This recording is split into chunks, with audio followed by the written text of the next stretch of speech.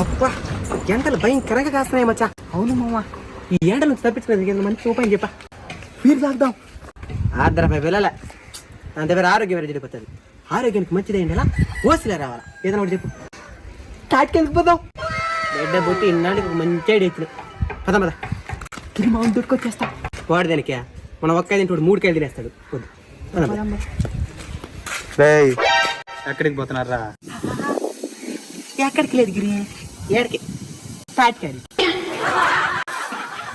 అయితే నేను కూడా వస్తాను. రా. ఇంటికి బంధువులు వచ్చినారు, వాళ్ళు కూడా దొరుకుని వచ్చేస్తాను. వాడు ఒక్కడు అనుకుంటే ఇప్పుడు 4 వస్తారు ఎక్స్ట్రాగా. పోలే తినారా కాయలు మొత్తం. కత్తి తేపో.